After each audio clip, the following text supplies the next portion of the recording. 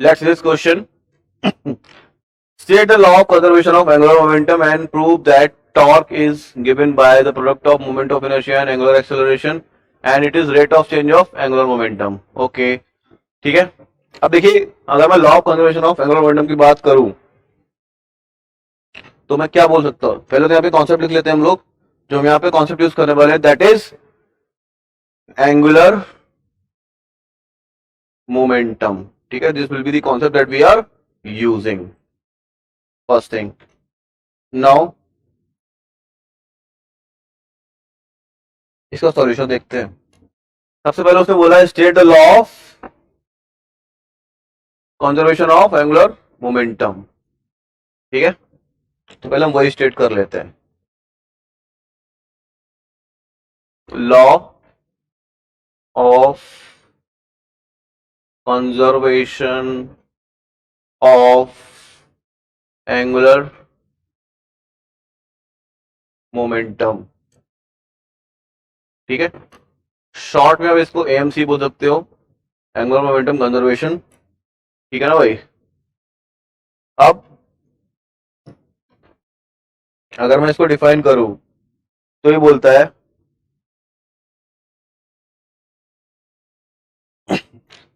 The momentum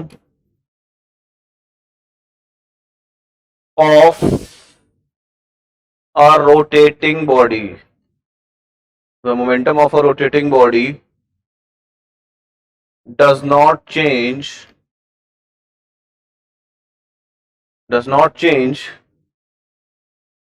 unless an external torque is applied. मतलब जब तक कोई बाहर से टॉर्क नहीं लगाया जाएगा, कोई रोटेटिंग बॉडी का मोमेंटम चेंज नहीं होगा. रोटेटिंग बॉडी का मोमेंटम चेंज नहीं होगा. सो this is the law of conservation of angular momentum.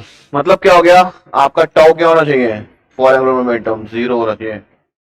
Tau क्या होना चाहिए? जीरो होना चाहिए. This is the condition for angular momentum conservation. ठीक है, नेक्स्ट क्या बोल रहा है वो, prove the that torque is given by the product of moment of inertia and angular acceleration. Prove that the torque is given by the product of moment of inertia and angular acceleration. ठीक है, अब देखिए, मान लीजिए कोई body है ना, कोई एक बॉडी जिसमें हमने फोर्स लगाया F.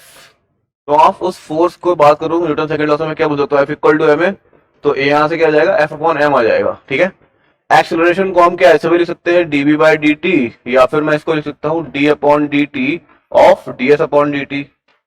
अब सपोज करिए कोई बॉडी घूम रही है तो घूमते घूमते कुछ एंगल टर्न करेगी. मान लेते हैं कि वो आर रेडियस के किसी लूप में घूम रही है ना. अब मान लेते हैं कि वो डी थीटा टर्न करती है, तो वो कितना आर्क लेंथ बनाएगी, आर डी थीटा. तो क्या यहां से मैं एस को लिख सकता हूं कितना, आर डी थीटा. इसको यहां डाल दीजिए तो एक्सप्रेशन क्या आ जाएगा अपने पास, D upon D theta, sorry not D theta, D upon D T है ना, डी अपॉन डी टी. और एस कितना हो गया, आर डी थीटा. ठीक है, तो यहां से जो एक्सेलरेशन निकल के आएगा डी अपॉन डी टी और d theta by d T. क्या दिखा सा लग रहा है, d theta by d t. इसको हम लोग क्या बोलते हैं, this is known as your angular velocity. है कि नहीं है भाई, this is the angular velocity. अब अगर ये एंगुलर वेलोसिटी है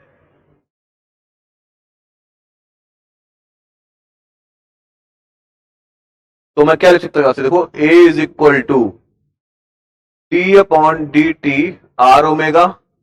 अब आर अगर फिक्स है तो आर को बाहर ले लो तो क्या आएगा, D omega by D T.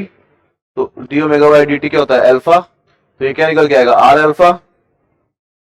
ठीक है, this is what, this is the angular acceleration. This is the angular acceleration. तो इक्वल टू क्या आ गया, आर अल्फा. ठीक है ना. अब हमारे पास यहाँ पे देखो एक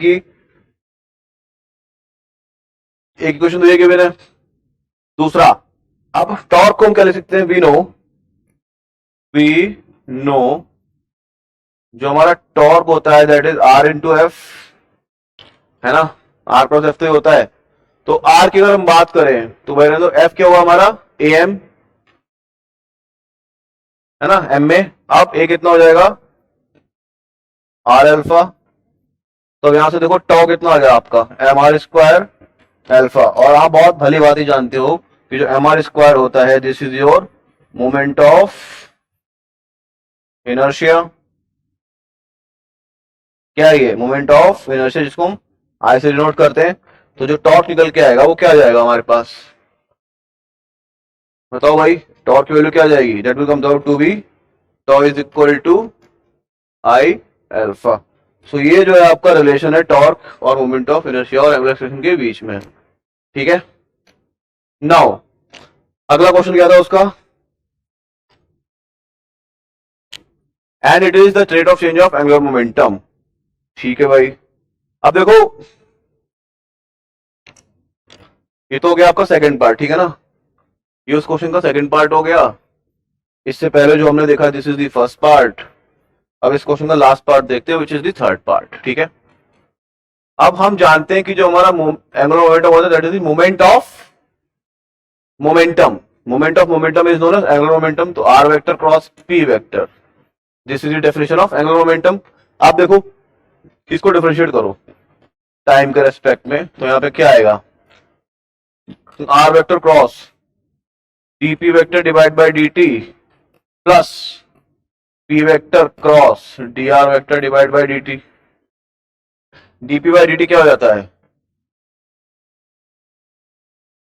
dl vector divide by dt is equal to r cross f plus p vector cross v vector. देखिए वेलोसिटी का डायरेक्शन इधर होगा, मोमेंटम का डायरेक्शन भी उधर ही होता है, तो p और b के बीच में जो एंगल है वो 0 डिग्री है। इस वजह से हमारी जो ये क्वांटिटी है p क्रॉस v क्या हो जाएगी? 0। और dl बाई dt क्या आएगा? r क्रॉस f के बराबर। और अगर हम बात करें तो हम जानते हैं कि r क्रॉस f जो होता है वो क्या होता है? Tau vector. तो टाउ वेक्टर हमारे किसके बराबर आ गया? dl अपॉन dt के vector, dt by dl upon dt के बराबर। तो यहाँ से हमने ये भी प्रूव कर दिया है कि जो टॉर्क होता है वो rate of change of angular momentum के बराबर होता है। ठीक है, तो I think we have explained everything regarding this question. So this is the solution for this question. Okay.